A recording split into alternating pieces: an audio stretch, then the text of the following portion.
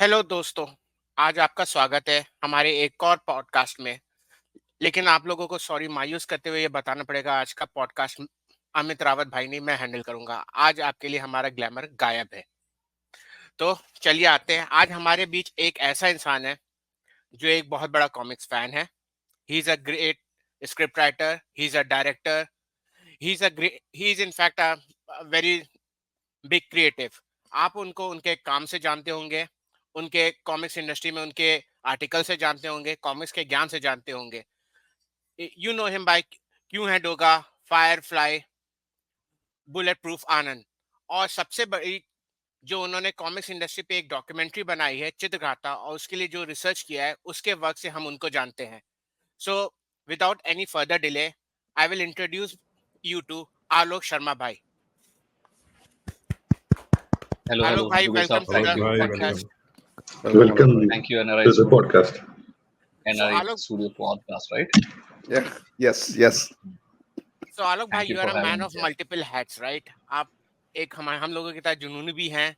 You have in fact जो आपका जुनून है उसको आपने कैरियर और पैशन में भी बदल दिया है।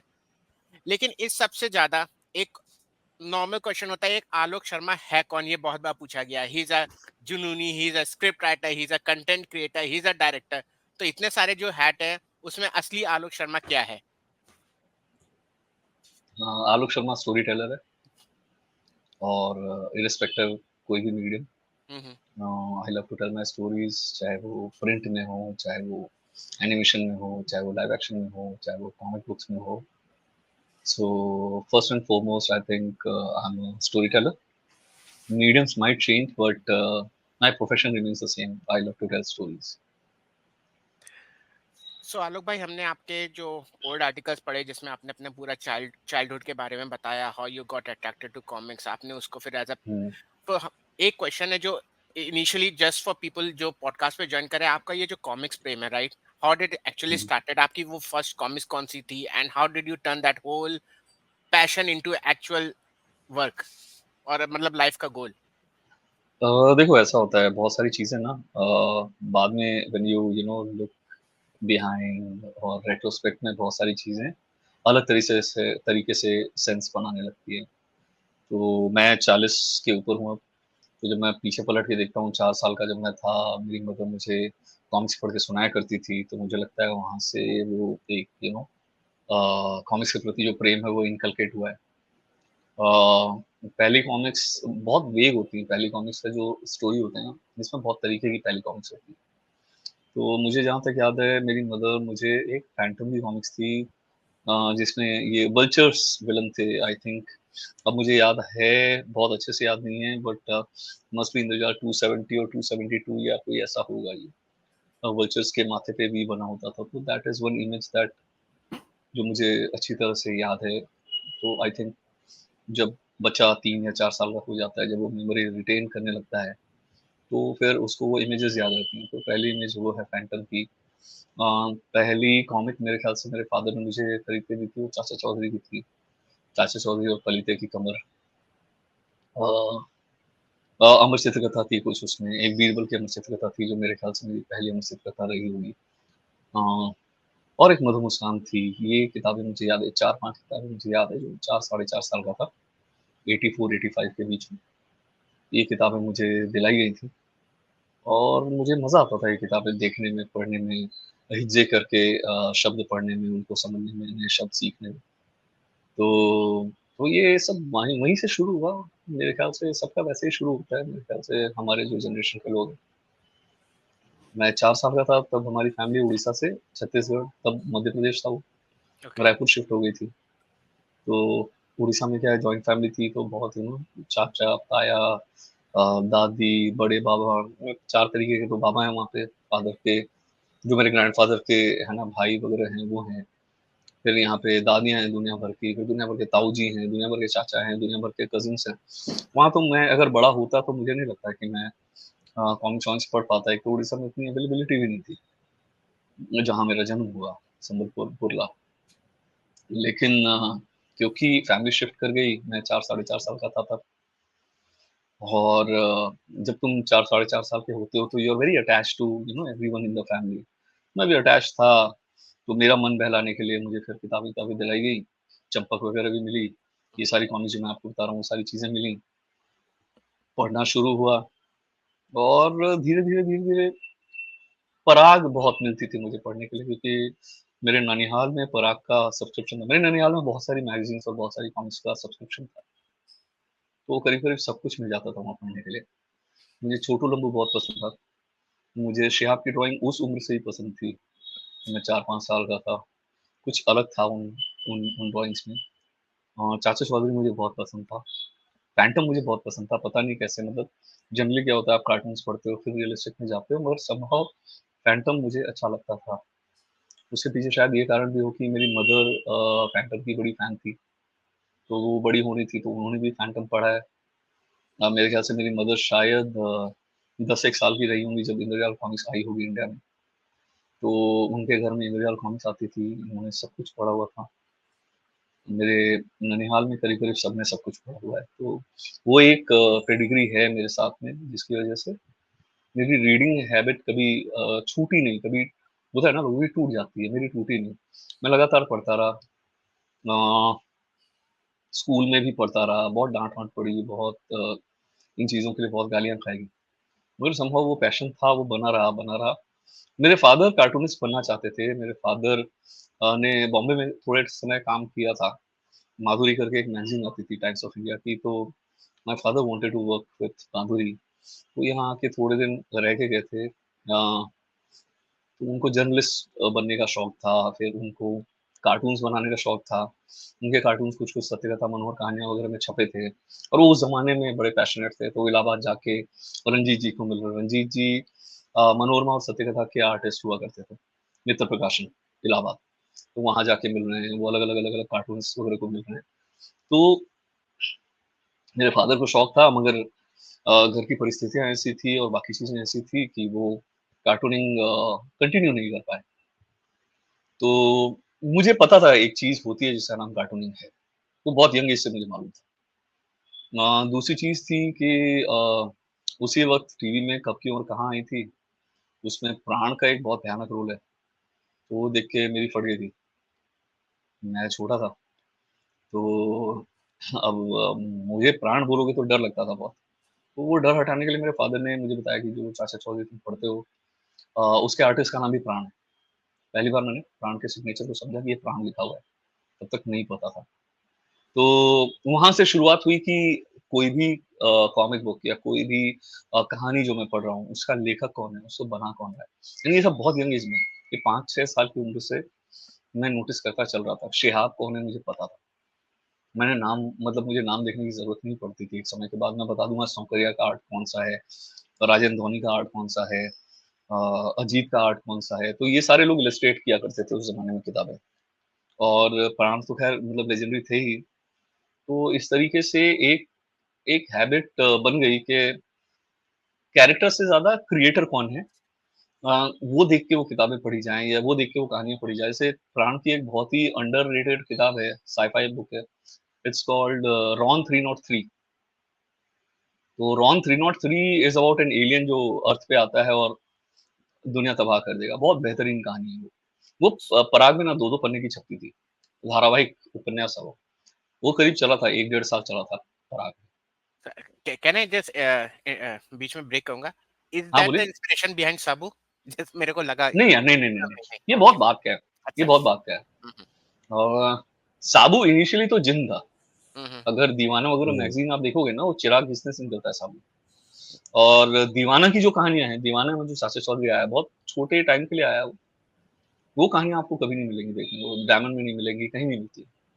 वो कहानियाँ बड़ी ईरी सी होती थी। एलियन आया, उसने चाचा चौधरी का ब्रेन वॉश कर दिया, Chacha Chaudhary now wants to commit suicide. ऐसी कहानी होती थी। थोड़ी डार्क सी कहानी होती थी। वो ओके। 2 पेज की होती थी, दीवाना का साइज़ बड़ा होता था। हुँ, हुँ। लोटपोट वाला साइज़ नहीं था वो। तो उसमें 3 कलर में चाचा चौधरी छपता था। तो ये वहाँ पे साबू जो है वो बोतल का जिन्न है। लोटपोट की भी इनिशियल कहानी में वो बोतल का जिन्न है बहुत टाइम तक। फिर उसको जुपिटर का बना दिया जाता है। तो ये तो यार आलोक तो जी, ये सॉरी, मैं हाँ पूछना चाहूंगा, मतलब ये मतलब व्हिच ईयर, ये किस साल की बात होगी जब आप ये सब कॉमिक्स, मतलब कॉमिक्स भी नहीं, मैगजीन बोल सकते हैं, जो आप तब पढ़ते थे? क्योंकि मैंने ज्यादातर लोगों को देखा है कि कॉमिक्स में जो रहते हैं वो कंटिन्यूअसली दे एक्सप्लोर कॉमिक्स, राइट? तो क्योंकि वही एक विजुअल मीडियम रहता है, ड्राइंग देखते हैं, नहीं, स्टोरी मेरा रहता मेरा है। मेरा मेरा वो फाइट नहीं था, मैं सब पढ़ता था। तो जैसे जी। मैं कॉमिक्स तो पढ़ ही रहा हूँ, मगर चंदा मामा भी पढ़ रहा था मैं, और मैं बहुत वोरेशियस रीडर रहा हूँ, मैं सब पढ़ता हूँ। तो मैं चंदा मामा भी पढ़ रहा था, मैं पराग पढ़ रहा था, पुरानी हम्म। लोटपोट बहुत बेहतरीन होती थी, लोटपोट पढ़ रहा था, दीवाना पढ़ रहा था, धर्मयुग में 2 पन्ने होते थे बच्चों के, वो पढ़ता था। बाद में कुछ-कुछ जो नहीं समझ में आ रहा है वो भी पढ़ लेता था। तो मेरे अच्छा। ननिहाल में सारी किताबें होती थी यार, मायापुरी फिल्मी कलियाँ जो मिल जाए। मतलब हाँ, मैं रहाऊँगा कि ना, तीसरी क्लास में मैं 1 साल अपने ननिहाल में पढ़ाई की मैंने, है ना? तो तीसरी क्लास में कितना होता है, 8 साल का होता है लड़का। मैं 8 साल का था, 7-8 साल का था। तो आई वाज़ रीडिंग एवरीथिंग, जो मिल जाए, मधु मुस्कान मिल रही है तो मधु मुस्कान, जो मिल रही है। बहुत रेयरली हमने देखा है कि मतलब ऑब्वियसली ये थोड़ा सा डिफरेंस रहता है बिटवीन क्रिएटिव एंड फैन, कि फैन लोग जो हैं हम एक पर्टिकुलर पैशन को लेके फॉलो अप करते हैं, उसी पे ही प्रोसीड कर जाते हैं, और इतने वेराइटीज पे एक्सपोजर नहीं रहता है हम लोगों का। पर आप जैसे क्रिएटिव्स लोगों का ये प्लस पॉइंट है कि मतलब बहुत कुछ आपने देखा हुआ होता है उस समय में, जब ब्रेन को आप सोच सकते हैं कि एक इनोसेंट क्लीन स्लेट था, और जो मतलब भरता गया उसमें, वही आज मतलब आपको हेल्प कर रहा होगा, आई एम श्योर। नहीं, चॉइस कहाँ है? मैं नॉन टीवी हाउसहोल्ड में बड़ा हुआ हूँ। मेरे घर में ओके। पहली टीवी मैंने ही खरीदी थी जब मैं 26 साल का था। तो 26 साल तक मेरे घर में टीवी नहीं थी, मेरे 26 साल का होते तक, राइट? मैं अभी भी टीवी नहीं देखता, बहुत रेयरली टीवी देखता हूँ मैं। शोज़ वगैरह मुझे पता ही नहीं गेम ऑफ थ्रोन्स क्या है। मैंने 1 एपिसोड देखा है उसका, पहले सीज़न का। ना कुछ बहुत पसंद है तो मैं देख लेता हूँ, मगर मैं टीवी बहुत रेयरली देखता हूँ। मैं मेरा मेरा काम ही नहीं देखता टीवी पे, मतलब, और किसी की तो क्या ही बात है। वो आया ही नहीं, अंदर है ही नहीं वो हैबिट कि टीवी देखना है। तो क्योंकि टीवी था ही नहीं, मेरी नानी के यहाँ भी नहीं था टीवी, मेरे घर में भी नहीं था टीवी, तो मैं अगर गर्मी की छुट्टी में नानी यहाँ भी जा रहा हूँ, तो मैं पढ़ रहा हूँ। बाद में टीवी आया नानी के यहाँ, नानी के यहाँ टीवी आ गया था I think by the time I was 14, 14 13-14 साल का रहूँगा तब टीवी आ गया था उनके यहाँ। तो सब सैटेलाइट चैनल वगैरह आ गए थे। मगर मुझे पढ़ने में मज़ा आता था ना, तो मैं पढ़ रहा था। मतलब आपको केपी सक्सेना पढ़ने मिल रहा है तो आप क्यों अ, मतलब below standard, below average humour देखोगे?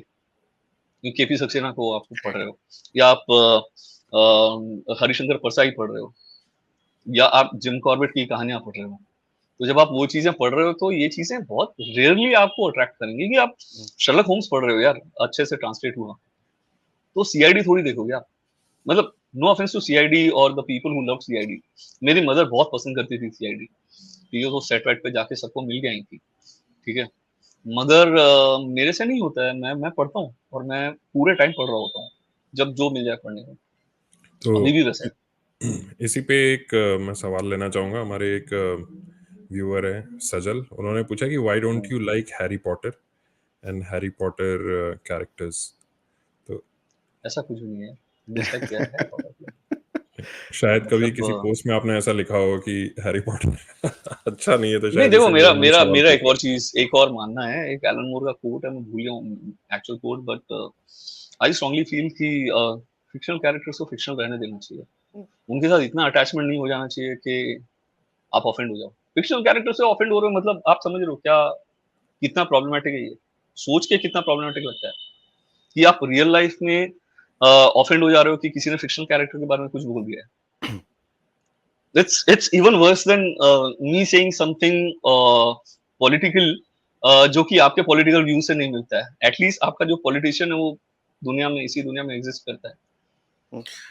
तो Yeah. इतना रिलायंस ऑन फिक्शनल कैरेक्टर मेरा नहीं है। आप फैंटम को बोलो फैंटम बकवास है, मैं ठीक है यार, मतलब आपको नहीं जमता तो नहीं जमता, मुझे जमता है, खत्म हो गई बात। जापान तो और हैरी कोरिया में पॉटर के तो साथ ऐसी कोई दुश्मनी नहीं है मेरे। यहीं यहीं या कहीं हैरी पॉटर सारा इलस्ट्रेटेड एडिशन रखे होंगे मेरे या इसी अलमारी में। मेरी वाइफ पॉटर हेड है, मेजर। सेम। उसको मैं दुनिया भर की हैरी पॉटर के मर्चेंडाइज गिफ्ट कर रहा होता हूँ। तो आलोक मतलब भाई मुझे हैरी पॉटर से या दिक्कत होगी तो मैं शादी थोड़ी करूंगा पॉटरहेड से। आलोक भाई, मोस्टली होता है ना, कैरेक्टर्स लोगों के लिए ना, रीडर्स के लिए रूट ऑफ एस्केप बन जाते हैं, right? When they get attach, it's more like they are not attached in उस वे में, they are more like another reality, उनके लिए एस्केप बन जाता है। दैट वर्ड, वो वर्ड उनको शायद पसंद ज्यादा होता है, इसलिए they get attached eight emotional level की बट कोई वी आर मिले। ऑल इंटेलिजेंट पीपल यार, मतलब इतना इंटेलेक्ट तो ऊपर वाले ने Yeah. देके भेजा है कि हम रियल और फिक्शन में थोड़ा सा फर्क कर सकते हैं। मेरा ऐसा मानना है, मैं गलत हो सकता हूँ, हो सकता है। मुझे मुझे मैं बार-बार सोचने की कोशिश कर रहा हूँ कि ऐसा कौन-सा फ़िक्शनल कैरेक्टर है जिसके बारे में कोई कुछ बोलेगा तो मैं ऑफेंड हो जाऊँगा। मुझे नहीं लगता मैं किसी चीज़ से ऑफेंड होऊँगा अगर कोई किसी फ़िक्शनल कैरेक्टर को कुछ बोलता है। बोला ये नहीं मेरे लिए वर्क करता है, नहीं करता है, कोई बात नहीं, मतलब क्या कर सकते हैं? ज़बरदस्ती किसी को कोई चीज़ लाइक थोड़ी करवा सकते हैं। राइट। और मैंने तो पढ़ा नहीं है ना, हैरी पॉटर पढ़ा भी नहीं है, तो मेरा क्या डिसलाइक होगा हैरी पॉटर के लिए? मेरा कुछ होगा, कोई मीम रहा होगा वो, मुझे तो इट्स याद भी नहीं। मतलब it's a I free am world. Anti Friends but I am not anti Harry Potter. वो भी एक सवाल है किसी का हाँ, कि what is there about Friends that you don't like. मुझे नहीं फनी लगता यार, मुझे फनी नहीं लगता वो।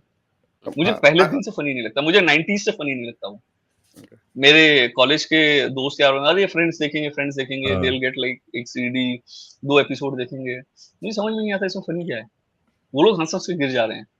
हाँ, मुझे नहीं समझ में आ रहा ना मेरे फनी क्या है, मेरे तो भी अभी ऐसे क्या कुछ करूँ मैं? फ्रेंड्स थे। अगर हाँ, ह्यूमर इज़ कॉन्टेक्सचुअल ना, मेरे या को फनी लग करेक्ट। ही नहीं रहा। या तो ये है। एंड प्रॉब्लम क्या है, हम लोग ना मतलब वो पूरा हाथी निकल जाता है, उसकी दुम पकड़े लटके रहते हैं पॉप कल्चर के मामले में। करेक्ट, मतलब या फ्रेंड्स को खत्म हुए कुछ 20-30 साल होने को है। यस। अगर आपको लग रहा है करेक्ट। वो अभी भी फनी है तो मतलब यार अच्छी चीज़ देख लो थोड़ी-सी, बहुत सारी अच्छी चीज़ें आ गई उसके बाद। एंड फ्रेंड्स के पहले भी बहुत अच्छे सिटकॉम्स रहे हैं। साइंफेल्ड है यार, साथ में आया है वो उसके।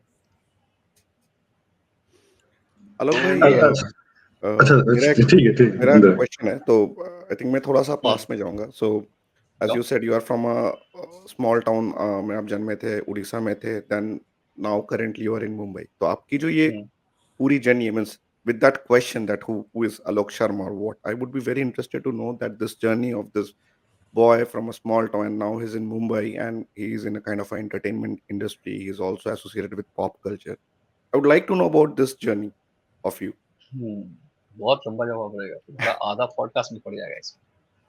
Fine, we have क्योंकि time. तुम जो We have सवाल time. कर रहे हो वो बहुत पहले से शुरू हो रहा है। अराउंड जब मैं क्लास 3 या 4 में था, 3 में था, मामा के यहाँ रह रहा था, पढ़ाई कर रहा था।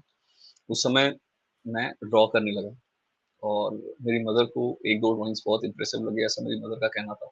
मुझे तो याद भी नहीं है, बहुत वेग है। उन्होंने मुझे एक ड्राइंग बुक दिलाई क्योंकि मेरे मामा जी डॉक्टर हैं, तो उनकी प्रिस्क्रिप्शन शीट्स होती थी ना, उस पे ड्रॉ कर देता था। बहुत गुस्सा होते थे। मेरी मौसी के पास एक पायलट पेन था, उस ज़माने में बहुत महँगा होता था। हाथ ही लगाने नहीं मिलता था तीसरी क्लास के बच्चे को, वो मैं चुरा लेता था। तो उससे ड्रॉ करता था, तो वो लोग पिनकते थे इस चीज़ पे और मुझे फ़र्क नहीं पड़ता था क्योंकि मुझे ड्रॉ करना था। मैं ड्रॉ करता रहा और बहुत टाइम तक करता रहा। मतलब मेरा जीमेल अभी भी कार्टूनिस्ट आलोक के नाम से आता है बाय द वे।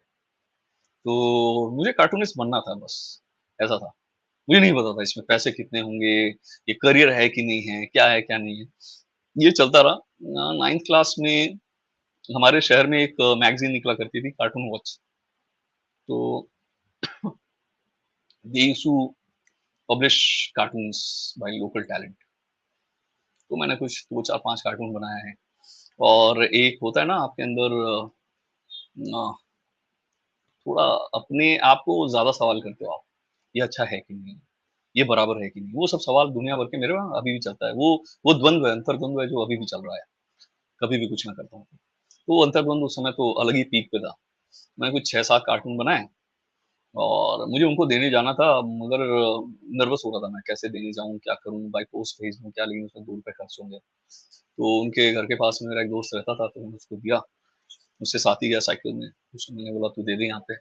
मैं बैठा रहा पीछे, वो जाके दे के आ गया एंड विदिन अ मंथ वो मैगज़ीन आई, मेरे सारे कार्टून छप गए थे। तो ऐसा लगा कि हाँ, मैं मतलब इतना बुरा नहीं कर रहा हूँ कार्टून के साथ।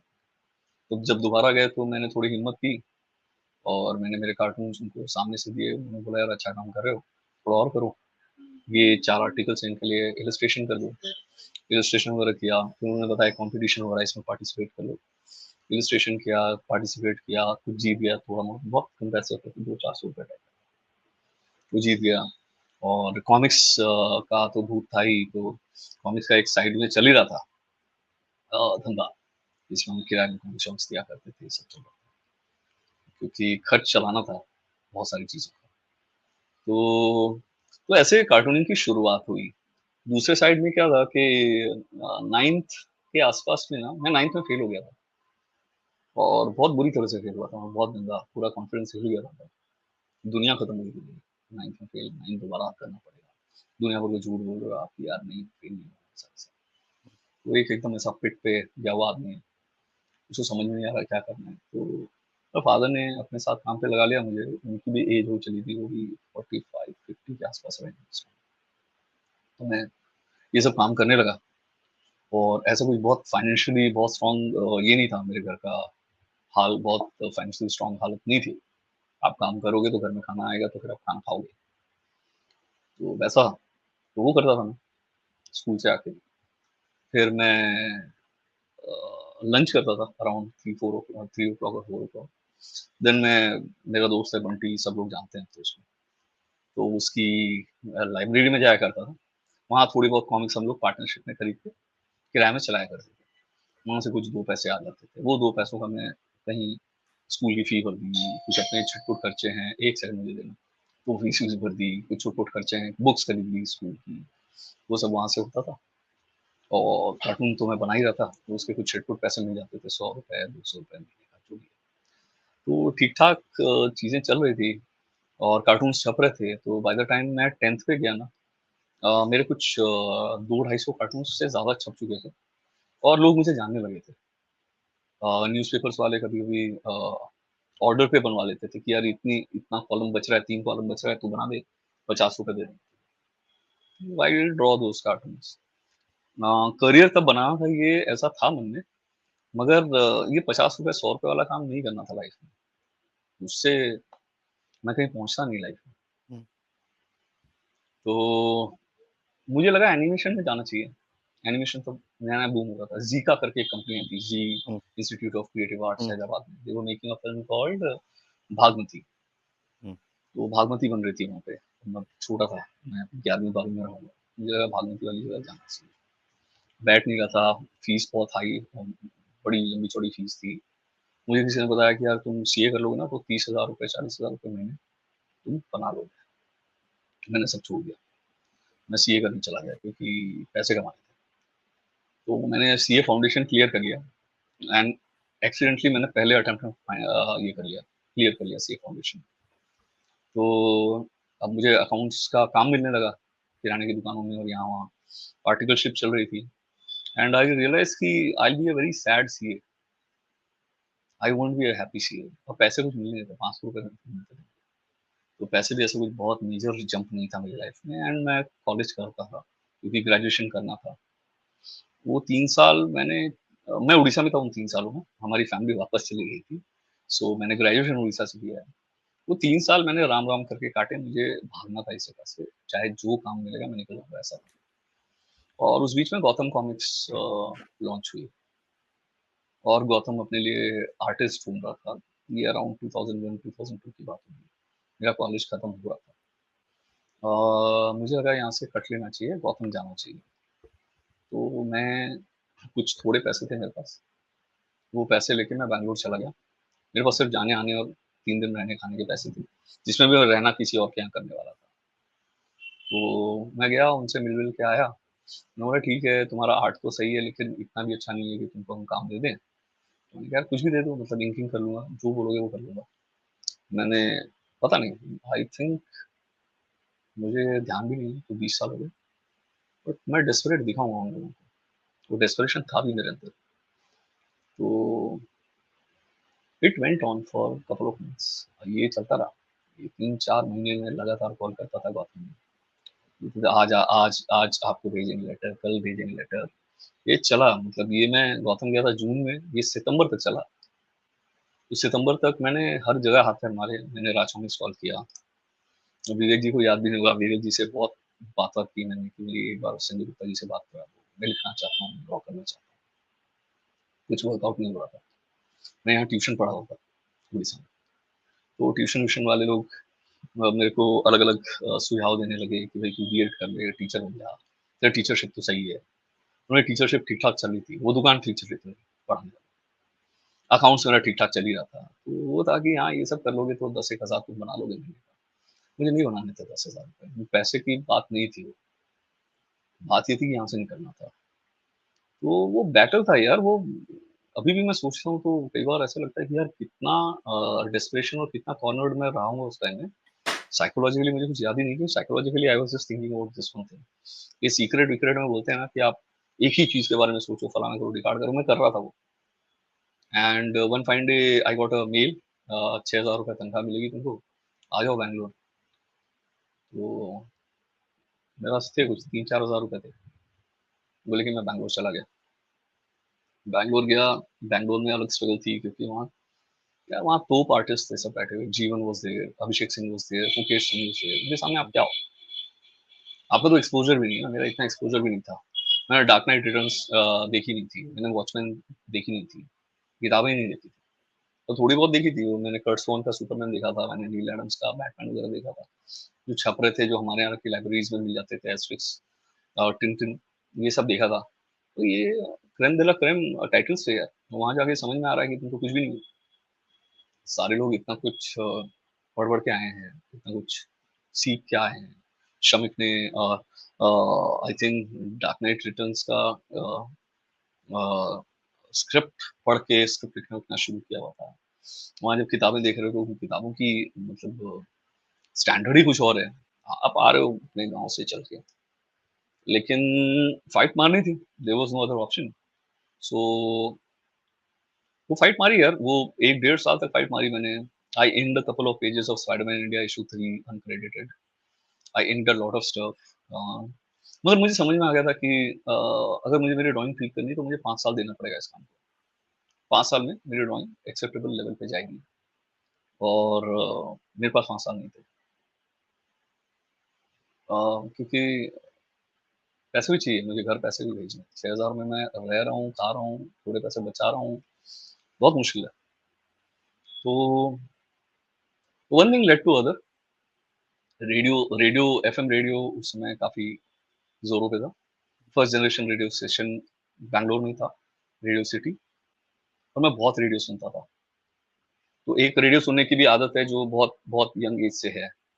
एंड मेरा थोड़ा ओसीडी है। तो अगर आप मेरी किताबें देखोगे जमी हुई, या मेरे उस ज़माने में मेरे कैसेट्स देखोगे जमे हुए, तो बहुत स्पेसिफिक तरीके से जमे होते हैं। उसमें एक ऑर्डर है। आप मेरा एक चीज़ हिला दो मेरे अलमारी से, मैं बता दूँगा कोई आया था जिसने टच किया करना। वो ओसीडी था। तो रेडियो सिटी में ना सारे गाने बजते थे। मुझे ये पकड़ में आ गया था कि टी सीरीज़ के बजाते हैं। तो एक बार दिल चाहता है वहाँ बजा। तो मैंने उनको टेक्स्ट भेजा कि glad to have like T Series का library in your radio station, ऐसा कुछ। अब उनको दिखा होगा, कुछ तो समझ में आया होगा कि इसको कुछ तो पता है इस आदमी को जो मैसेज कर रहा है। फिर 1-2 जगह उन्होंने ट्रिविया में कुछ मिस्टेक किया, फ़िल्म बेस्ड ट्रिविया में, तो मैंने उसको करेक्ट कर दिया। देन 1950s, 60s, 70s का जो सिनेमा है, वो मेरा बहुत सॉर्टेड था उस ज़माने में भी। आप म्यूज़िक चलाओगे, मैं बता दूँगा म्यूज़िक डायरेक्टर कौन है, कौन से साल की फ़िल्म है, कौन लिरिसिस्ट है, कौन सिंगर है, कोई बैक एंड ट्रिविया है तो। तो वो ट्रिविया मैं व्हाट्सएप कर देता था। They used to read my trivia. That went on for like जब मैं गौतम में था ही। तो एक उनकी तरफ से कॉल आया कि would you like to come down and meet us? तो आई सेड हाँ, व्हाई नॉट यार, मतलब रेडियो स्टेशन जाने मिलेगा। आरजेस तो सेलेब्स होते हैं हमारे लिए। तो मैं गया और मुझसे पूछा गया कि तुम क्या करना चाहते हो? मैंने कहा यार मैं रेडियो जॉकी बनना चाहता हूँ। उन्होंने बोला चलो ऑडिशन दे दो। तो मैंने लाइफ में स्टूडियो ही नहीं देखा था, ऑडिशन क्या ही देता है। तो I screwed up the audition majorly. बहुत गंद मचाई मैंने। इतनी गंद मचाई कोई हिसाब नहीं है। जब मेरे सामने कोई इतनी गंद मचाया तो मैं थप्पड़ मारूँ। तो मैंने बहुत गंद मचाई। बाहर निकला तो आई वाज़ लाइक शैटर्ड। बोला यार तो खत्म। हम क्या सोच के निकले थे घर से, बड़े टैलेंटेड हैं, ये वो है। ना आर्ट में कुछ हो पा रहा, ना रेडियो में कुछ कर पा रहे। क्या ही है? घर वर आया मैं, थोड़ा दुखी था। फिर मेल डाला मैंने उनको, रेडियो वालों को, कि मेरे को एक चांस और दे दो कम से कम। मैं इस बार प्रिपेयर्ड आऊँगा। मैं अच्छे से करूँगा ऑडिशन। तो उन्होंने बोला यार देखो, 6 महीने तक तो एक एक बार ऑडिशन लेने के बाद 6 महीने तक हम लेते नहीं हैं। तो अभी आप 6 महीना वेट करो। अभी 6 महीना ना मैंने राम करके काटा, मैं ड्राइंग कर रहा था, सब कर रहा था, बट उस बीच में स्टूडियो में बहुत सारी चीजें मतलब नीचे हो रही थी। हाँ, मैं मंगा स्टाइल में ड्रॉ करता था, तो ऐसा था मंगा स्टाइल में ड्रॉ करना है कि नहीं करना है, ये सब डिस्कशन चल रहे थे। And when you have nothing to lose, you have everything to lose. तो मेरा वो हाल था, I was about to lose everything. और फिर 6 महीने मैंने राम करके ना, जिस दिन 6वां महीना खत्म हुआ, डे 1, मैंने मेल लिखा, मैंने कहा देख लो 6 महीना खत्म हो गया। तो वहाँ से प्रोग्राम डायरेक्टर का मेल आया कि 6 महीना मतलब वर्किंग डेज होता है, but you just come down. तो तब तक मैं, अच्छा, मेरा उनको मैसेज भेजना जारी था, तो मैं टेक्स्ट तो करता था, मेरे टेक्स्ट तो पढ़े जाते थे रेडियो स्टेशन। एवरीवन न्यू कि ये बंदा है, इसको खुजली है, इसको बुला लेंगे। तो मैं गया, उन्होंने बोला देखो आरजे वारजे तो नहीं बना सकते तुमको, तुम प्रोड्यूसर बनोगे क्या?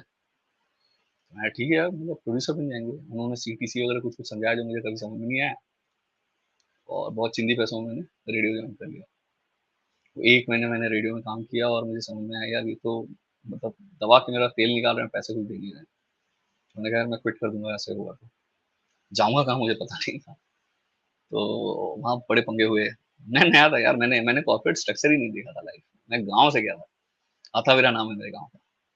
तो ये था कि मैं घिस के काम करता हूँ, मुझे उसमें कोई शर्म नहीं है, मैं बहुत घिस के काम करता हूँ। तो सबको पता था घिस के काम करता है, रात में 2 बजे 3 बजे तक स्टूडियो में रहता है, और ऑडियो मिक्सिंग समझ गया है ये 1 महीने के अंदर। जनरली लोग नहीं समझ पाते। मैं मिक्सिंग अच्छी कर लेता था, क्या कर लेता था। तो ये सब ड्रामे हुए, लेकिन मुझे थोड़ा फ्रीडम मिलने लग गया उसके बाद रेडियो में। तो मैंने बहुत सारा हिंदी फिल्म कंटेंट प्रोड्यूस कर दिया बैंगलोर में, जो होता नहीं था उतना सादा उस समय में। मिमिक्री शिमिक्री वॉइस ओवर सब कर रहा था मैं। 20-25 आवाजें मैं करता था कॉलेज में, सारी कर रहा था रेडियो में बैठ के। और इनको मजा आ रहा था कि ये क्या है, बिना पैसे के इतना काम कर रहा है। मैं मेरा पोर्टफोलियो बना रहा था। मैंने 6 महीने दबा के काम किया, 6 महीने में मुझे प्रमोशन मिला। मेरा कुछ प्रोडक्शन नेशनल हेड ऑफिस आने लग गया बॉम्बे। उनको समझ में आया कि कोई है बैंगलोर में जो कर रहा है, तो उन्होंने जो नेशनल प्रोग्रामिंग की चीजें थी वो मेरे कंधे डाल दी कि बैंगलोर में नेशनल प्रोग्रामिंग ये देखो। तो कोई आर्टिस्ट का इंटरव्यू करना हो, ये हो वो सब मैं कर रहा था वहाँ बैठ के। तो ये चल रहा था यार, ये चल रहा था, लेकिन मेरा ये था कि मुझे बैंगलोर से भी भागना था। मैं थोड़ा पकने लग गया था क्योंकि वहाँ ग्रोथ मुझे दिख नहीं रही थी। मतलब कितना करेगा आदमी रेडियो, मैंने कर लिया 6 महीने में, मैंने 5 साल का काम कर लिया था रेडियो में, ऐसा मेरा मानना है। बहुत काम किया था, अच्छे से ईमानदारी से किया था। तो फिर मैंने थोड़ा बहुत यहाँ वहाँ लोगों से पूछना ताछना शुरू किया। एक शो हमारा हुआ करता था उसमें विनय पाठक वाज द जज। तो मैं विनय पाठक से 1-2 बार फ़ोन पे बात किया, तो मैंने कहा सर मेरे को आने का है बॉम्बे, क्या करूँ? आ जा, हम लोग ग्रेट इंडियन कॉमेडी शो कर रहे हैं, तू आ देख क्या अगर उसमें कुछ कर सकता है तो। तो मैं बॉम्बे आया, और बॉम्बे में मेरा एक दोस्त था स्कूल का, वो रहता था चारबंगला में। चारबंगला नहीं, यहाँ एक माड़ा करके जगह है। तो माड़ा में रहता था टेलीफोन एक्सचेंज के पास, वहाँ आईजीवी का ऑफिस था बहुत बड़ा उस टाइम। तो मैं उनके साथ रहने गया, तो उनके घर के पीछे बड़ा सा नाला था, एक छोटे से रूम में लोग 5 लोग रहते थे। तो मैंने देखा यार, मैंने बोला मुझे गुर्बत नहीं देखनी है, मैं बहुत गुर्बत देख के आ रहा हूँ लाइफ में, अभी ये वाला स्ट्रगल तो नहीं करूंगा। मतलब आई वॉज 25, ज्यादा बड़ा नहीं हुआ था, लेकिन मेरा ये हो गया था कि यार ये वाली स्ट्रगल नहीं करनी है। इसमें आदमी कमाने खाने का सोचेगा, जीने का सोचेगा, अच्छा काम नहीं कर पाएगा। और रेडियो में मुझे अच्छी लाइफ मिल रही थी, पैसे नहीं मिल रहे थे, लाइफ अच्छी मिल रही थी। लोग मुझे जानते थे बैंगलोर में, अच्छा खासा एक अच्छी खासी एक पहचान बन गई थी। मैं लोगों से बात करता था, लोग सामान देते थे, तो वो सब था। मैंने कहा यार ये वाला स्ट्रगल तो नहीं होगा। विनय पाठक वगैरह को मिला, मैं फिर वापस गया बैंगलोर, और मैंने फिगर आउट किया कि मैं वहाँ से लूंगा, लेकिन देखते हैं जो पहली जॉब आएगी उसमें आ जाऊंगा। एमटीवी से एक ओपनिंग निकली, मुझे उसमें आने का बहुत मन था। तो मैं आया बॉम्बे में मिलने के लिए, तो बंदे ने फ़ोन ही नहीं उठाया पूरे दिन। मैं 1 दिन के लिए बॉम्बे आया था, पैसे-वैसे खर्च करके। पूरा दिन मैं घूमता रहा बॉम्बे में, उस बंदे ने फ़ोन ही नहीं उठाया पूरे दिन। फिर मुझे किसी ने एक नंबर दिया, मैं बड़ा टूटा-सा हो गया था कि यार क्या करूँ मैं? मेरा दिन खराब हो गया। किसी ने एक नंबर दिया, बोला यहाँ चले जा, यू टीवी का एक नया चैनल आ रहा है हंगामा, वहाँ जा, ये ओएपी करके एक चीज़ होती है, वहाँ मिल ले उनसे। मुझे ओएपी नहीं पता था क्या होता है, on air promotions. I went and met someone called Venki. Venki was the creator of Lola Kutti in January. Hmm. Crazy genius. But Venky ने मेरे को पूरा दिन बिठा दिया। तो बम्बई में ये मेरे साथ बहुत हुआ, सबने पूरा दिन बिठा दिया। That I learned and I decided मैं कभी किसी को पूरा दिन नहीं बिठाऊंगा। मैं बता दूंगा मैं आज नहीं मिल सकता हूँ, या मैं बता दूंगा ये नहीं हो सकता है, मैं पूरा दिन वेट नहीं कर रहा हूँ। बट वेंकी पूरे दिन बिठाने के बाद ही मेट मी रियली वेल। उसने पूछा खाना वाना खाया कि नहीं, सैंडविच खिलाया मुझे। उसने पूछा तुझे क्या करना है लाइफ में, मैंने कहा मुझे फिल्म मेकर बनना है। तो उसने मुझे बहुत गालियां दी कि तुम लोग सब आ जाते हो यहाँ वहाँ से बॉम्बे, और तुमको पता है फिल्म मेकर क्या होता है। हाँ यार, जो फिल्म बनाता है तो ऐसा थोड़ी होता है, फिल्म में प्रोडक्शन होता है, ये होता है, वो होता है। तो बहुत ज्ञान दिया उसने मुझे, मेरे बुद्धि में घुसा नहीं कुछ ज्ञान, बहुत ज्यादा। बट ये था कि I like that person, he liked me, he realise कि इसके पास कुछ क्रेजी आइडियाज हैं। मैंने बहुत सारी ड्राइंग्स कर रखी थी, एनिमेशन शो की मैंने बाइबल नहीं देखी थी, बट मैंने बाइबल अपने हिसाब से बना रखी थी। तो मैंने उसको दिखाया, ये सब मैं सोचता हूँ, ये सब मैं करना चाहता हूँ। He liked it, and somehow my ideas were always appreciated by people around me. और ये लोग जीनियस लोग थे, तो मैं उनकी बात को फेस वैल्यू पे लेता था कि हाँ मेरे आइडियाज बुरे नहीं होंगे शायद, अगर इन सबको पसंद आ रहा है तो वेंकी को भी पसंद पसंद आया। तो उसने बोला अभी तू जा, फिर मैं देखता हूँ कोई यहाँ पे अपॉर्चुनिटी निकलेगी। तो I came back and I got a call from Radio One करके, यहाँ पे एक रेडियो स्टेशन हुआ करता है अभी भी। रेडियो वन से किसी का कॉल आया, तो जिस बंदे के पास में एमटीवी जा रहा था उससे एमटीवी छोड़ दी थी, वो रेडियो आ गया था, और उससे मेरा रेडियो प्रोडक्शन देखा हुआ था, तो उसको था कि ये रेडियो तो कर ही लेगा। तो उसने मुझे हायर किया एक डिसेंट सैलरी पे, और मैं बॉम्बे आया। लेकिन वो हसल था अंदर में कि यही नहीं करना है लाइफ में, मुझे फिल्म बनानी है या फिल्म लिखनी है। मुझे नहीं पता था ये कैसे होगा, क्या होगा, मैं किसी को जानता भी नहीं था। तो एक से दूसरे, दूसरे से तीसरे, पूछते ताछते धक्का खाते मैं पहुंचा चंद्र प्रकाश द्विवेदी के पास। वो समय बना रहे थे उपनिषद गंगा। तो मैंने उनको बोला सर मैं मुझे आपके साथ काम वाम करने का है। उन्होंने बहुत मजाक वजाक बनाया मेरा। उन्होंने बोला ऐसे थोड़ी होता है। मैंने कहा ट्राई करके देखो ना। उन्होंने बोला ठीक है। तो उनके एक राइटर थे, अतुल अतुल तिवारी। अतुल तिवारी कौन है पता है? वो मीम आता है ना, अश्लील है ये लौंडा, हाँ, हाँ, वो जो मिनिस्टर है ना, हाँ, वो अतुल तिवारी है। अच्छा। ठीक है। तो अतुल तिवारी गिर गए थे फिसल के अपने घर पे, हाँ, उनके कमर में आ गई थी चोट, और चंद्र प्रकाश द्विवेदी को चाहिए थी script with in a night. मुझे बोला तू जा, अतुल डिक्टेट करेगा, तू लिखेगा, और हाथ से लिखना है तुझे, तेरी हैंडराइटिंग अच्छी होनी चाहिए, तुझे देवनागरी में लिखना चाहिए, तेरे स्पेलिंग मिस्टेक नहीं होनी चाहिए। मैंने कहा ठीक है सर, चैलेंज एक्सेप्ट। मैं गया उनके पास बैठा, मैंने पूरा दिन लगा के वो स्क्रिप्ट लिखी, कुछ 40 पेज हाथ से खुद की। और अतुल तिवारी ने मुझे बोला यार मैं तेरे को बहुत देर से नोटिस कर रहा था, तूने एक भी स्पेलिंग मिस्टेक नहीं की, इनफैक्ट कुछ मेरे बोलने में अगर मिस्टेक हुई है तूने उसको करेक्ट किया है, मुझे लगा वो कॉम्प्लीमेंट दे रहे हैं। तो उन्होंने बोला वो नहीं करना चाहिए था, बिकॉज डायलॉग्स और ग्रामर दो अलग अलग चीजें हैं। जब मैं बात कर रहा हूँ ना उसमें ग्रामर नहीं है, तो डायलॉग्स में तू ग्रामर क्यों ठीक कर रहा है, तू उसको किताबी बना रहा है डायलॉग्स में। मुझे समझ में आया यार ये तो काफी बड़ी चीज बोल गए हैं। उस चीज में मैंने गांठ बांध लिया, द्विवेदी सर को दिया वो स्क्रिप्ट, उनको पसंद आई, उन्होंने मुझे 2-3 बार चैलेंजेस दिए।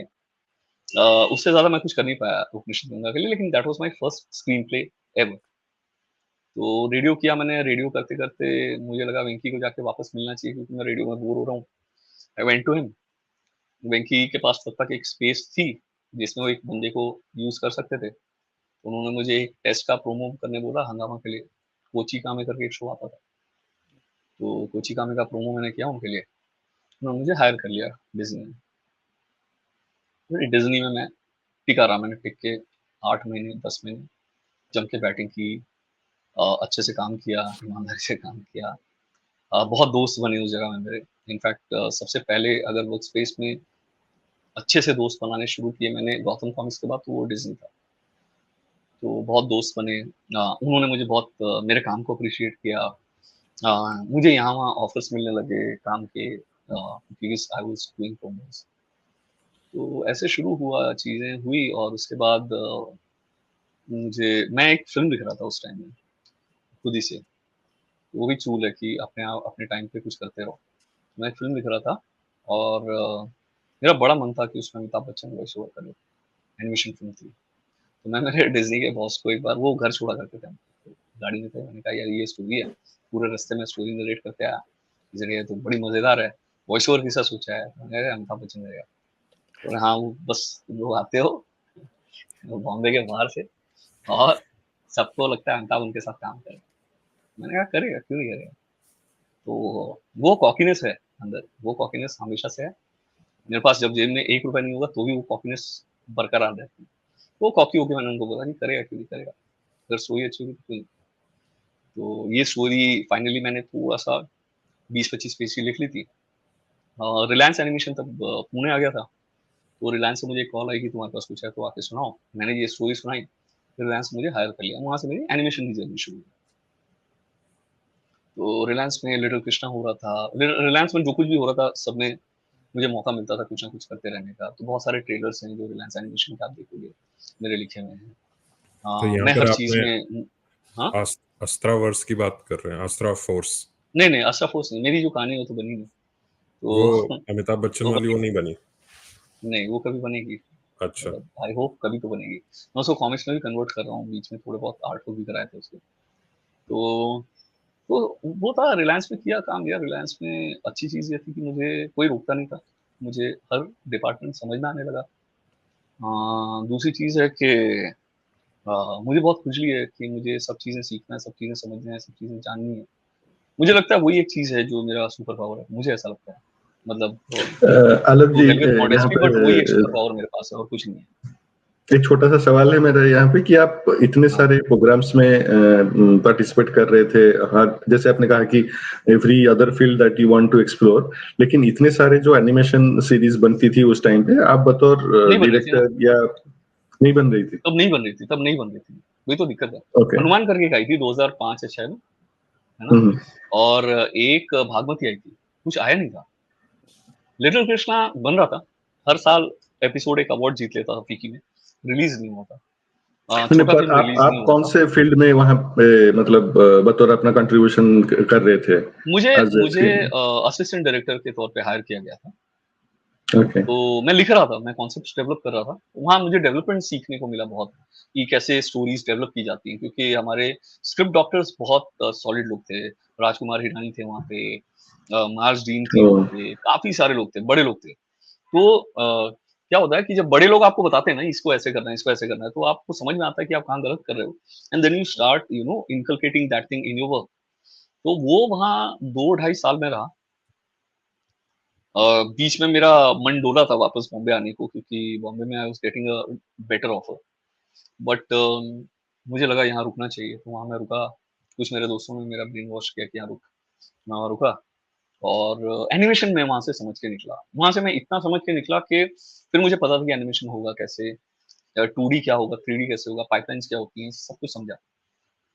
अच्छे बेहतरीन स्टोरी बोर्ड आर्टिस्ट के साथ जान पहचान हुई, बहुत अच्छे लोगों के साथ जान पहचान हुई।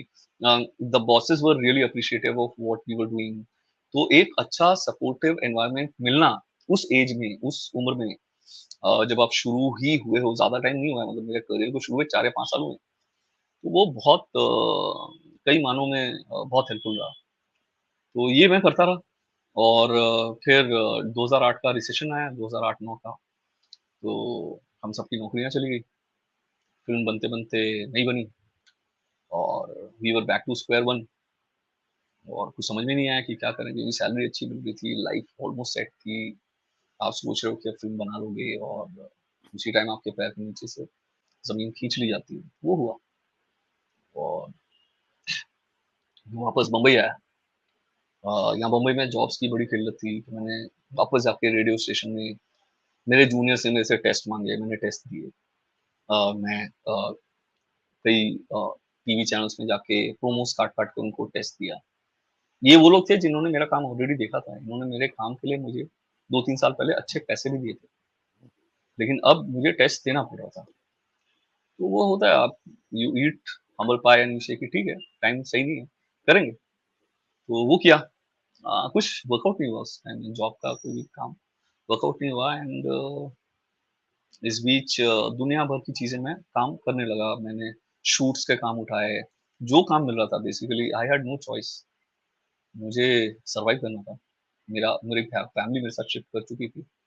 बॉम्बे का एक कॉस्ट ऑफ लिविंग है, तो आप फिर सोचते नहीं हो, आप तो बोलते हो यार जो भी आ रहा है करते हैं, और as long as they are paying you.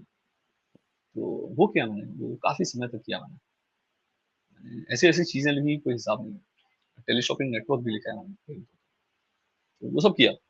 और फिर मैंने मतलब बहुत दबा के किया क्योंकि पैसे कम मिल रहे थे, काम ज़्यादा करना पड़ा। So when life give you lemon, फिर उसको निचोड़ो, नींबू पानी बनाओ। तो नींबू पानी बना रहा था, तो वो किया मैंने कुछ 3 एक साल किया वो सब। उस बीच में किसी ने मुझे एक फ़िल्म लिखने का काम दिया। अ, वो फ़िल्म लिखी मैंने, उसके लिए थोड़े पैसे मिले, फ़िल्म कभी बनी नहीं, वो पड़ी रह गई। तो फिर समझ में आया कि फ़िल्म मेकिंग भी अपने आप में एक जुआ है। आप लिखते रहते हो, लिखते रहते हो, लिखते रहते हो, लिखते रहते हो, फिर कुछ एक चीज़ चिपकती है, वो चीज़ बन जाती है। तो पहली फ़िल्म आप लिख रहे हो, आपको पैसे मिल रहे हैं, लेकिन क्या वो बनेगी? वो जानना, वो भगवान को भी नहीं पता होता है, जब आप कर रहे हो। तो वो सब किया और उस बीच में एनिमेशन में क्योंकि ठीक-ठाक नाम मेरा हो चुका था। चित्रकथा में क्योंकि नौकरी जाते ही चित्रकथा शुरू की थी मैंने 1 महीने, ताकि दिमाग सही जगह पे रहे, आदमी घबराए नहीं। कई बार होता है आप कुछ एक काम शुरू कर देते हो ताकि दिमाग सही जगह पे लगा रहे। लोग डिप्रेशन में चले जाते हैं ना, जॉब चली गई, ये हो गया, मैं क्या करूँगा? तो उससे बचने के लिए आप क्या करते हो? आप बोलते हो ये चीज़ मुझे बहुत पसंद है, इस चीज़ के बारे में बहुत पैशनेट हूँ, मैं ये करूँगा, कोई प्रॉब्लम नहीं है, थोड़े पैसे खर्च होंगे, but I will do it. मैंने चित्रकथा शुरू की, 6 महीने मैंने चित्रकथा पे काम किया। मीनवाइल मैं जॉब्स के चक्कर में लगा रहा और फिर ये फ़िल्म लिखी, चित्रकथा बीच में मैंने पॉज़ की क्योंकि पैसे नहीं थे। तो इस तरीके से चीज़ें होती रही एक-एक करके।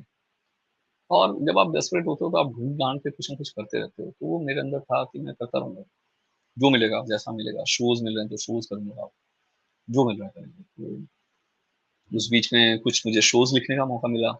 बहुत लोग मेरे पास आते थे कि तू तो बच्चों का लिखता है, कोई थ्रिलर लिखने वाला राइटर बता दे। मैं बोलता था ठीक है, मैं लिख दूँगा थ्रिलर। आपको जमेगा तो पैसे दे देना, नहीं जमेगा तो फेंक देना। वो अभी भी है वो attitude. I will still right a pilot. I won't even care about कि मुझे पैसे मिल रहे हैं कि नहीं मिल रहे हैं। I will give it my best shot and I will wait for the best. तो वो मैंने कुछ एपिसोड्स लिखे द रिवा डायरीज़ के, जो by god's grace they really loved it, the channel loved it. So they asked me कि तेरे पास कुछ शो वगैरह आइडिया हैं तो हमको लाके पिच कर। एक शो मैंने पिच किया, वो उन्होंने खरीद लिया। अब उस बीच में they were doing a show with Javed Jaffrey. तो उनको ये पता था कि ये रेडियो वगैरह में काम करके आया, इसको सिनेमा समझ में आता है और जावेद भाई का शो सिनेमा बेस्ड था। उन्होंने बोला कि तू एक बार जाके देखना, मतलब वो हम लोगों को टोनालिटी का थोड़ा इशू आ रहा है, तो अगर तू टोनल उसका वैल्यू मॉडर्न कर सके तो। मैं जाना नहीं चाहता था क्योंकि वो जो टीम कर रही थी जावेद भाई के शो पे काम, मैं उस टीम का फैन हूँ। वो चैनल भी फ्लैशबैक वगैरह करते थे वो लोग। मैं जब मेरे मामा के यहाँ जाता था, मैंने वो शोज़ देखे थे। उस वजह से मैं जावेद भाई का बहुत बड़ा फैन हूँ। मैंने कहा ये तो वो टीम कर रही है मगर मैं उन्हें क्या ही आके उखाड़ूँ। नहीं, आलोक मुझे भाई, भेजा ये गया। कौन सा शो था? It was called once more with Javed Jaffrey. Yes. Right, right. Okay. तो मैं गया, मुझे थोड़ा-सा टाइम लगा, थोड़ा हिकअप्स थे क्योंकि एक टीम ऑलरेडी सेट है। आप उसमें नए आदमी लेके जा रहे हो चैनल की साइड से, तो थोड़ा रेजिस्टेंस रहेगा आपके खिलाफ। खिलाफ तो नहीं बोलूँगा मैं, मेरे साथ लोग बहुत अच्छे थे और मुझे ये कहा गया कि भई तू एक टेस्ट दे पहले, एक एक एपिसोड लिख के दे फिर देखेंगे। मैंने एक एपिसोड लिखा, फिर मैंने दूसरा एपिसोड लिखा। देन मैंने लिखा भी, डायरेक्ट भी किया, एडिट भी किया। वो शो मतलब एक टाइम के बाद मैं और जावेद भाई मिलके, और बहुत बड़ी टीम थी, लेकिन क्रिएटिवली हम लोग लग के उस शो को हमने बनाया। तो वो शो ठीक-ठाक चल निकला और उस बीच में गौतम बन गया था वर्जिन, वर्जिन से वो बन गया था ग्राफिक इंडिया। तो they were looking for a writer, animation में कोई अच्छा लिखने वाला, क्योंकि वो लोग शोले कर रहे थे, दे वर पिचिंग शोले। और मैंने तो रोल नंबर 21 कर लिया था और मैं उस टीम को जानता था जो रोल नंबर 21 कर रही थी मलेशिया में। So Sharad got in touch with me and उसने मुझे बोला कि ये कर सकते हैं क्या? मैं फिर शोले लिखा और मैं उसमें इतना इन्वॉल्व रहा कि शरद ने मुझे क्रिएटिव प्रोड्यूसर का उसमें क्रेडिट दे दिया, बिसाइड्स राइटर के क्रेडिट। Hmm. उसके बाद शरद ने मुझे बोला कि हम लोग एक्सपैंड कर रहे हैं, तुम ज्वाइन क्यों नहीं कर लेते? तो फिर मतलब ऐसा था कि चलो ठीक है, एनिमेशन करने मिलेगा। तो फिर शरद ने अपना ट्रम्प कार्ड निकाला, बोला कि next show is with Amitabh Bachchan. तो बताओ, फिर तो नहीं बोलने का सवाल ही पैदा नहीं होता था। तो I wanted to animate Amitabh Bachchan, I got to animate Amitabh Bachchan and I got to direct him. तो अमिताभ के सारे वॉइस मैंने उनके साथ डायरेक्ट किए फॉर ऑलमोस्ट 3-4 मंथ्स। तो वो एक अपने आप में एक्सपीरियंस था। Yeah, it would have been a great story, moment for you. हाँ और हाँ, उसी It would have beach been a आपने great. अमित जी को उनकी कॉमिक्स भी दिखाई। मैंने उनको सुप्रीमो दिखाई। मैंने सेल्फी नहीं ली कभी, मैंने सिर्फ सेल्फी मेरे तो बहुत कॉमिक्स छोटी साइन चीज लिया। है, आपने तो ऑटोग्राफ भी लिया हुआ है हाँ, उनके हाँ, मैंने मेरे कॉमिक्स कॉमिक्स पे साइन लिया, मैंने कहा सर इसका साइन कर दो आप। आलोक भाई कुछ चीजें तो होती है ना, सेल्फी से ज्यादा वो memory matters more, you that's more यार इम्पोर्टेंट। पता नहीं, मुझे ना सेल्फी लेने में बहुत शर्म आती है। मेरे से सेल्फी नहीं ली जाती, मतलब दोस्त यार हो तो मैं ले लूँ, हम लोग मैं हम सेल्फी लोग वो नहीं लेता। जनरेशन नहीं है, हम लोग वो जनरेशन नहीं है, सॉरी टू से। सेल्फी वाली हाँ। जनरेशन अलग है जो आपने नहीं स्टंट में ऐसा दिखाई नहीं है है। यार, ऐसा नहीं है। जैसे मैंने पॉपुलर के साथ सेल्फी ली, मुझे चाहिए थी, वो मुझे चाहिए थी, because he was so nice to me. I said यार इनके साथ तो बनती है। मैंने अल्ताफ राजा के साथ 2 बार सेल्फी ली। ये वो आदमी इतना प्यारा है सही में। कि he was so nice, he was genuinely so nice to me। Altaf भाई आपके साथ एक सेल्फी तो दूंगा। ऐसा नहीं कि अमिताभ बच्चन मेरे साथ बहुत खराब थे, वो भी बहुत सपोर्टिव थे। तो पता नहीं, मतलब मेरे से हुआ नहीं। मतलब वो इसी अमिताभ बीच बच्चन में वाला मैंने, ऑरा होगा, वो ऑरा नहीं यार होता है ऐसा ना। नहीं यार, वो अरे भाई साहब उतना हम्बल आदमी मिलेगा नहीं था, बहुत हम्बल। लोग बोलते हैं अरे ऐसा है वैसा है, यार उतना हम्बल होके दिखा दो, नकली में होके दिखा दो, असली छोड़ो, करके तो दिखाओ। Right right. उतना पंक्चुअल होके दिखा दो आप, उतना प्रोफेशनल होके दिखा दो आप। नहीं यार 10 टेक मांग रहा है एक बंदा, उस बंदे का कोई, मैं कौन हूँ यार, और मैं अमिताभ बच्चन से 10 टेक मांग रहा हूँ, 10वां टेक दे रहा है आदमी, सवाल नहीं करता। तो ये थोड़ी होता है, ये मजाक नहीं है, ये प्रोफेशनलिज्म, ये ये एक सीखना अलग भी किस्म चाहिए की, हाँ यंग अलग आर्टिस्ट किस्म को। की मशीनरी है ये। तो वो सीखने को मिलता है यार। सुबह 6 बजे डब करते थे, मुझे रात में 3 बजे मैसेज आता था 6 बजे डब करेंगे। मैं 5:55 में मुझे स्टूडियो पहुंचना पड़ता था, बिकॉज वो 5:55 में पहुंच जाएंगे अगर 6 बजे उन्होंने बोला। एक दिन 3 मिनट लेट थे, उन्होंने 3 बार सॉरी बोला, 3 मिनट लेट था, 6:03 पे पहुंचा था स्टूडियो। एक दिन ट्रैफिक हो गया था बीच में, कुछ तो चक्कर हो गया। तो उतना पंक्चुअल आदमी मिलेगा नहीं भाई, वही नहीं, मैं नहीं था, मैं उस दिन तक नहीं था पंक्चुअल। मैं 11 बजे बोल के 3 बजे मीटिंग में आने वाला आदमी। तो मैं सुधर गया वो सब देख के यार, मतलब अभी I know I can not afford to delay anything, कर ही नहीं सकता, मैं तो करना ही नहीं। मैं मैसेज कर देता हूँ यार नहीं हो पाएगा, 2 बजे नहीं हो पाएगा, 5 बजे मिलते, मैं पहले बता दूँ। मैं 99% मेरी कोशिश होती है मैं लेट ना करूँ, वो हो जाए, तकदीर से लेट हो गया तो हो गया। मैं मेरे हाथ से लेट नहीं कर सकता, पहले तो मेरे हाथ से लेट होता है। 11 बजे की मीटिंग में मैं घर से 11:30 बजे निकल रहा हूँ। अच्छा ऐसा आलोक नहीं है जी, कि बहुत इंपॉर्टेंट कर रहा है। अभी थोड़ा मतलब आगे और बढ़ते हैं आपके जर्नी। आप जो बोल रहे थे कि आपने इतना कुछ देखा, क्योंकि वो बेसिकली मेरे साथ भी हुआ है, मे बी हमारे किसी दूसरे मेंबर के साथ भी ये हो सकता है कि हमने वो डाउन साइड्स देखे हैं कि जॉब हुआ, उसके बाद सेटल होने की जब बारी आई तो उसके बाद ले ऑफ हुए, उसके बाद फिर से शुरुआत से शुरू करना पड़ा सब कुछ। तो ये आपके लिए कितना मुश्किल था कि आप वो जो लाइफ पहले जी रहे थे, you wanted to get back to that life, या फिर वो लाइफ के बजाय आप और ज्यादा क्रिएटिव में घुसते चले गए, जिससे कि एनिमेशन सीरीज, मूवीज और ये सब देखने को मिला, जो मतलब आपको और इंस्पायर कर गया कि नहीं, मुझे ये इंस्पायर कर गया कि देखो, जितने पैसे बना सको बनाओ, और जितना काम कर सको करो, जितना अच्छा काम कर सको उतना अच्छा करो, because end of the day you are as good as your last work. आपका जो पिछला काम है ना, जो कल मैंने किया, वो मेरा पोर्टफोलियो में सबसे इम्पोर्टेंट चीज, राइट। मैंने 10 साल पहले कोई फोड़ दिया हुआ बड़ा मायने नहीं रखता है, 10 साल पहले की बात किसी को याद नहीं, you are as good as your last work. तो ये सारी चीजें करते करते होता है यार, सीखने में मिलता है। और नहीं, मतलब होता है, आप वापस और उसी फील्ड में वापस गए, मतलब बेसिकली जो चीजें हमें और कुछ पता आता है नहीं ना जो मेरे, और कुछ आता भी नहीं ना। न, बट चॉइस और क्या भी है? क्या थी जो मतलब आपको इंस्पायर करेगी कि नहीं, मतलब मुझे जो अपना पैशन है कॉमिक्स, उसमें भी कुछ करना है, टीवी में भी देखो करना है, कॉमिक्स, मूवीज में भी करना हाँ है। कॉमिक्स ऑनेस्टली मैंने सिर्फ पैशन के लिए किया, कभी पैसे के लिए नहीं किया। कॉमिक्स पैसों के लिए कोई नहीं कर सकता, मुझे तो नहीं लगता, क्योंकि the kind of money one makes in other mediums वो कॉमिक्स में नहीं बन सकते वो पैसे, ठीक है। तो आप कॉमिक्स तभी करते हो जब आपको बहुत खुशी है अंदर से। जैसे संजय सर ने मुझे 2010 के आसपास बोलना शुरू किया था कि कुछ करो कॉमिक्स में। मैंने कभी कॉमिक्स लिखी नहीं थी, तो मैंने बोला मैं कुछ भेड़िया वेड़िया कर लेता हूँ, एंथनी कर लेता हूँ। मेरा मन नहीं था ये नागरा सुपरमॉडल ध्रुव या ध्रुव टच करने का। उस बीच में एक स्टोरी थी, मुझे लगता था ये एक यंग ध्रुव की कहानी हो सकती है, तो मैंने उनको भेजी थी सर्कस ईयर्स नाम से, कि उनको बहुत पसंद आई थी। और डोगा मैं सॉरी एक सेकंड फोकस में करो ना आलोक जी को, ये सुनना है। हाँ फोकस में नहीं हो गया हाँ तो हाँ तो सर्कस ईयर्स संजय सर को पिच की एंड वो उनको पसंद आई। दूसरी मैं डोगा करना चाहता था, जो मैं सिर्फ मनु के साथ करना चाहता था, और डोगा मुझे किसी और के साथ करना नहीं था। तो संजय सर ने वो भी फैसिलिटेट किया कि डोगा तुम कर लो।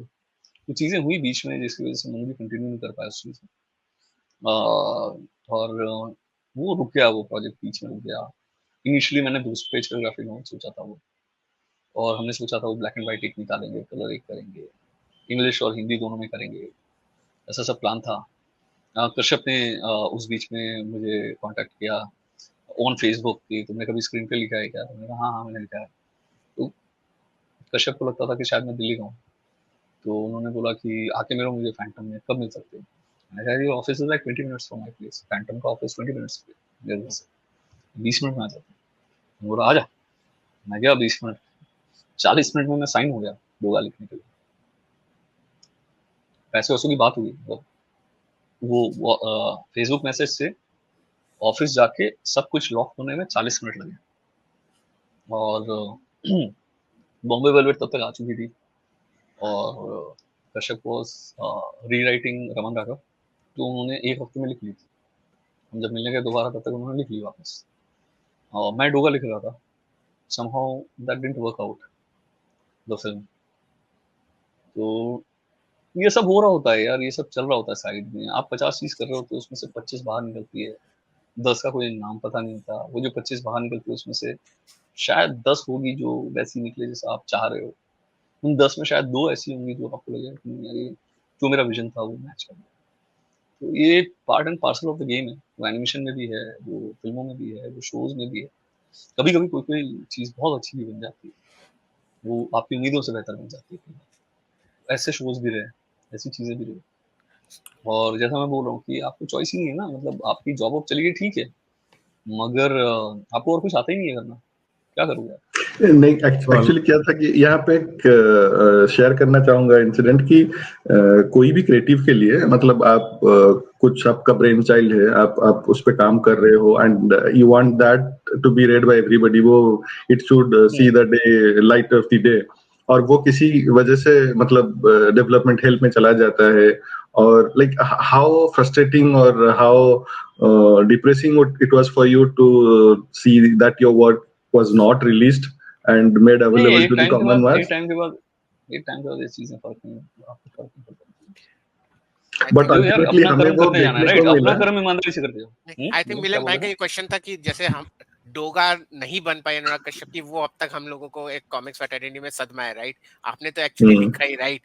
ठीक है, मतलब कैमरून ने स्पाइडरमैन बनाना था, नहीं बन पाया, बट फिर सैम रेमी ने बना लिया ना, 10 साल 15 साल के बाद बन गया ना, बन जाएगी चीजें। मतलब मुझे ये नहीं है कि अरे कश्यप ने नहीं बनाया तो नहीं बनेगा, लेकिन मुझे एक बात की बहुत खुशी इस बात की है कि मतलब जो पोस्ट में हम देखते रहे कि उन्हें डोगा का जो आप एक एक स्नैपशॉट अपलोड करते थे और हम देखते थे कि मतलब ऐसा चेंजेस हुए हैं स्टोरी में, ऐसा कॉस्ट्यूम में भी चेंज हुआ है, एंड हमें कब ये देखने को मिलेगा, तो मतलब बहुत बेसब्री से इंतजार कर रहे थे। कॉस्ट्यूम तो यही रखा हुआ है। अरे जी